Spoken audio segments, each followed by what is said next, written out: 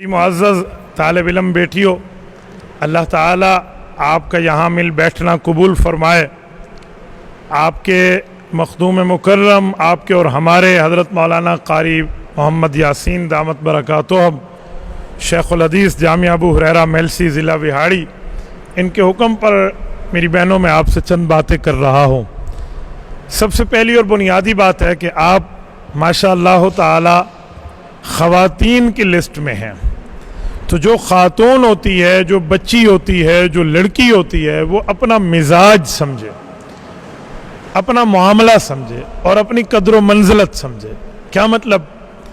बाज़ औक़ात औरतें हमसे गिला करती हैं कि इस्लाम में मर्द का रुतबा जितना है तो क्या औरत के रुतबे के मामलात क्या हैं। तो मैं इन्हें बताने के लिए जुमला कहता हूँ कि मर्द जितना बड़ा वली क्यों न बन जाए, जितना बड़ा मुहद्दिस क्यों न बन जाए, जितना बड़ा फ़कीह क्यों न बन जाए, अगर उसकी जन्नत है तो अल्लाह ताला ने ख़वातीन अपनी माँ के कदमों तले रखी है। इसलिए आपका रुतबा बड़ा है। आप अपने रुतबे पर दिल छोटा न करें। अगर ख़वातीन ये सवाल करें कि हम में नबी कोई नहीं आया, हम नबी नहीं बन सकी, तो इन्हें बताएं कि बेशक आप नबी बन नहीं सकती लेकिन नबी जन सकती हैं। तो ख़वातीन के रुतबे में दिल छोटा नहीं करना चाहिए। अल्लाह ताला ने ख़वातीन को मर्दों के साथ साथ रखा है कुछ फ़र्क मरातब के तौर पे। देखें, अगर जन्नत में भी सुकून चाहिए तो लितस्कुनु इलैहा में हज़रत हव्वा की पैदाइश की गई। आप इससे अंदाज़ा देखें कि जन्नत जैसी पुरसुकून जगह में भी बीवी ना हो तो क्या पुरसुकून है। तो जन्नत जैसी जगह की पुरसुकूनियत में अगर सुकून की तकमील होती है तो बीवी के साथ होती है। इसलिए औरत ये न समझे कि हमारा रुतबा छोटा है, औरत का रुतबा बहुत बड़ा है।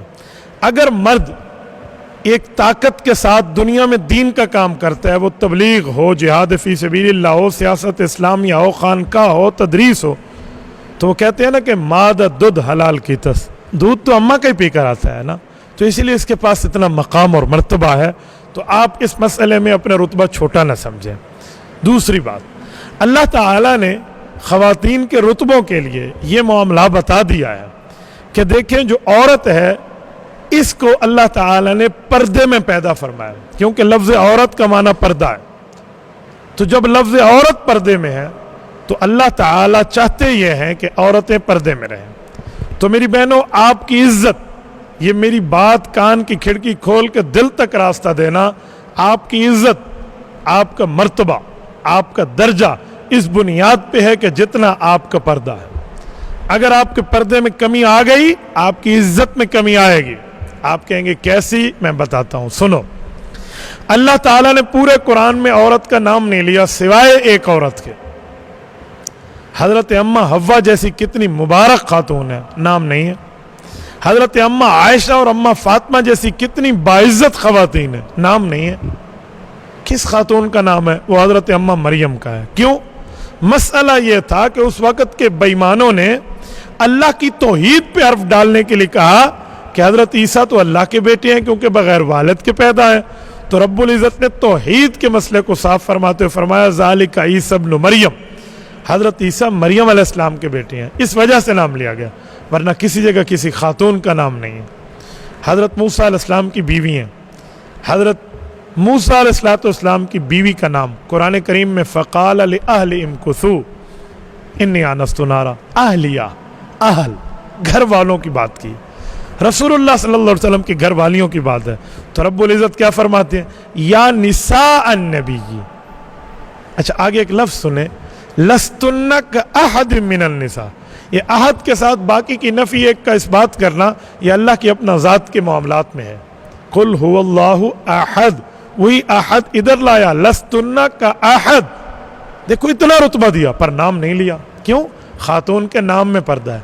इसी तरह खातून की आवाज़ में पर्दा है, खातून के मामलात में पर्दा है। तो अपने पर्दे को महलूज़ खातिर रखें। ये तो बात हो गई नस की, कुरान हदीस की। अब आइए ज़रा अक़लियात पर। तो अकल भी कहता है औरत पर्दे में रहे। आप कहेंगे कैसे? देखो, जितने फल हैं जिनको अल्लाह ने पर्दों में पैदा किया है, उनका पर्दा हटा दो और रख दो। 2 घंटे के बाद हशर देखो। केले का छिलका उतारें और केले को प्लेट में रख दें, 2 घंटे बाद उसकी शक्ल क्या हो जाएगी। सेब का छिलका उतार के रख दें, 2 گھنٹے بعد اس کی شکل کیا ہو جائے گی. اس طرح مالٹے کا چھلکا اتار کے رکھ دیں, اس کی شکل کیا ہو جائے گی. آم کا چھلکا اتار کے رکھ دیں, اس کا معاملہ کیا ہو جائے گا. چیکو کا چھلکا اتار کے رکھ دیں, کتنی مکھیاں اس پہ پڑ جائیں گی. تو آپ دیکھیں جن کو اللہ نے پردے میں رکھا ہے نا, وہ پردے میں ہی ہے. دیکھیں ایک کتاب ہے, ہم نے کہا یہ کتاب ہے, دور سے دیکھ کر ہم قرآن پاک کو پہچان جاتے ہیں. کیوں؟ قرآن پردے میں ہے, غلاف میں ہے. پتہ چلا جو عزت والی چیز ہے وہ پردے میں. اسی لیے تو ہمیں کہا گیا ہے کہ سر پر ٹوپی اور پگڑی پہن کے نماز پڑھیں. صحیح بخاری میں ہے, حضرت حسن بصری فرماتے ہیں کان القوم یسجدون علی القلنسوۃ والعمامہ, صحابہ ٹوپیاں اور پگڑیاں پہن کے نماز پڑھتے. کیوں؟ سر کے اندر ذہن ہے, اور ذہن کو پردے میں رکھیں کہ خاص چیز ہے. تو آپ اندازہ لگائیں, خواتین خاص ہیں اس لیے پردے میں. تو جو جتنا پردے میں ہے اتنا وہ جو ہے نا کیا کہتے ہیں حیا میں ہے. تو آپ اپنے پردے کو دیکھیں. نمبر 3, اپنے ماں باپ کی عزت کریں.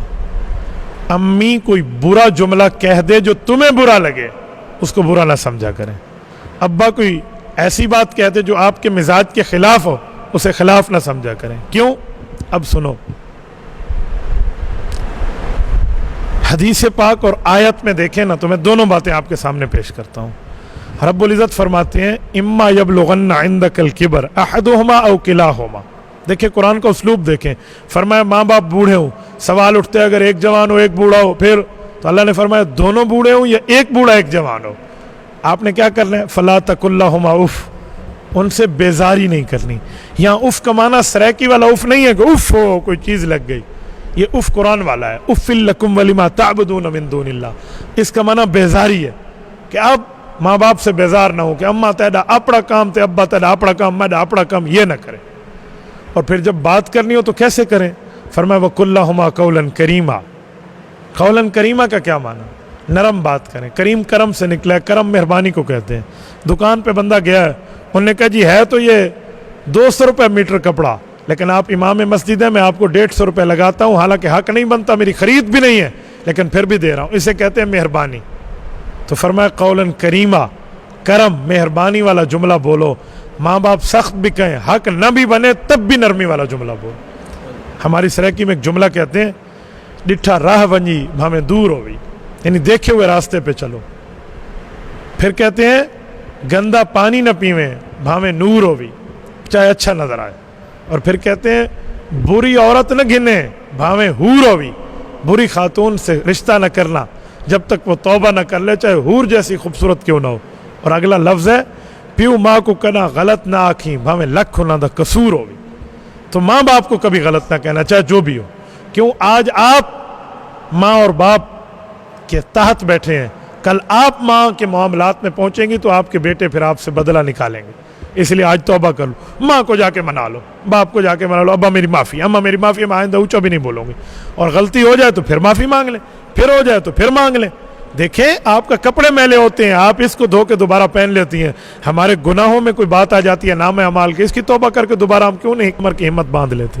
تو ایک تو یہ کریں. دوسری حدیث سنہ جسے کہتے ہیں ام السنہ, حدیث جبرائیل, اس کے اینڈ میں ہے کہ ان تلد الامۃ ربتہا, قیامت کی نشانی ہے کہ اس وقت ایک لونڈی اپنے آقا کو جنے گی.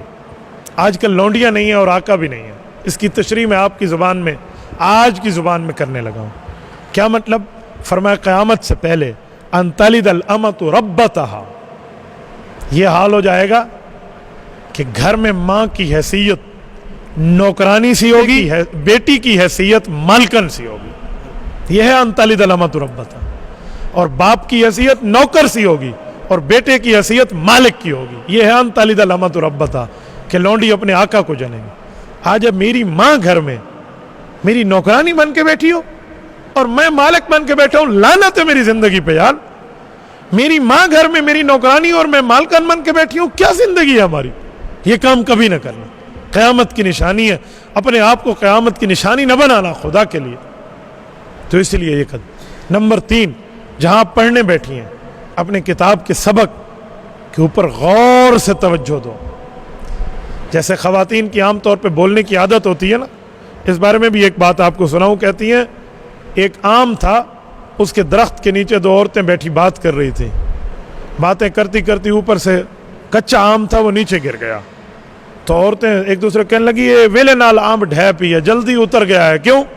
تو کہتے ہیں آم نے ہاتھ جوڑ کے کہا بھی تمہارے علاوہ دے تتے تا میں ڈٹھا تو اول شروع تھی گئے، اتنی بولتی ہیں آپ لوگ، تمہاری بولنے کی وجہ سے میں گرا ہوں۔ تو یہ بولنا آپ رکھیں تو دین کے لیے رکھیں، خدا کے لیے یہ فضول بولنے کو چھوڑ کے تعلیم کا بول سیکھیں، تعلیم کو دہرائیں، تعلیم کو پڑھیں، خارجی کتاب میں پڑھیں، ٹھیک ہے؟ اور چوتھی بات، بلکہ اسی تیسری بات کے ساتھ اساتذہ کا ادب احترام ہو۔ چوتھی بات، آپ کی عزت آپ کے ہاتھ میں ہے۔ اللہ کے لیے آج موبائل کا دور ہے، اپنی تصویریں، اپنی آوازیں، اپنی ویڈیوز نہ بنائیں اور نہ دوسرے کو بھیجیں۔ آج اگر آپ نے بہن سمجھ کے، فرینڈ سمجھ کے، دوست سمجھ کے اپنی تصویر واٹس ایپ کے سٹیٹس پہ لگا لی، فیس بک پہ لگا لی، یا آپ نے اس کو کسی کو بھیج دیا، فوراً ڈیلیٹ کر دو، اس نے اسکرین شاٹ کھینچ لینی ہے، پھر آپ کے لیے بربادی کے معاملات بنیں گے، اللہ بچائے۔ میری بہنوں، میں تمہارے سامنے ہاتھ جوڑ رہا ہوں، اللہ کے لیے یہ کام نہ کرنا۔ الحمدللہ میری بیویاں ہیں، آج تک کوئی ایسا معاملہ ان کا نہیں ہے، میں انہیں پیار سے بڑے طریقے سے سمجھاتا ہوں کہ یہاں واٹس ایپ اسٹیٹس تم لگاؤ گی نا، یہ کسی نے دیکھ لیا، تیری اسکرین شاٹ اس نے کھینچ لینی ہے، پھر آپ کیا کرو گے؟ آپ کو پتہ ہی نہیں ہوگا۔ تو میری بہنوں، انہیں میں جس پیار سے سمجھاتا ہوں، میں آپ کو بات بتاؤں، میں نے اپنے گھر والیوں سے طے کیا ہے کہ میری بیگمات، تم نے سوٹ اپنی مرضی کا لینا ہے اور سلانا میری مرضی کا ہے، کپڑا تمہاری مرضی کا ہوگا، سلائی تمہارے خاوند کی مرضی کی ہوگی۔ کیوں؟ مرد کے لباس سے، اس کی نفاست اور خوبصورتی سے عورت کی چستی سمجھ آتی ہے، اور عورت کے لباس سے مرد کی غیرت اسلامی سمجھ آتی ہے۔ تو آپ یہ دیکھیں کہ ہمارا بود و باش کیسے ہو۔ تو اللہ کے لیے جتنا حیا رکھنا ہے رکھیں۔ اگر آپ موبائل چلاتی ہیں، پہلے تو چلائیں نہیں، اگر چلاتی ہیں تو حدود قیود کے اندر رہ کر۔ یوٹیوب پر میرا گفتگو کا پورا معاملہ موجود ہے، مفتی عبدالواحد قریشی لکھیں کہ خواتین موبائل کیسے چلائیں، اس کے لیے شاید آپ کو کلپ مل جائے گا وہاں پر۔ تو ان معاملات کو آپ دیکھیں۔ یہ 4 باتیں میں نے مختصر پورا سر آپ کی خدمت میں کی ہیں، ان کے اوپر اگر آپ عمل کریں گی، انشاءاللہ آپ کی اور بہترین زندگی کی خوشخبریاں سارے سنیں گی۔ اللہ پاک آپ کو اور ہمیں صراط مستقیم عطا فرمائے۔ جزاکم اللہ تعالی۔ السلام علیکم ورحمۃ اللہ وبرکاتہ۔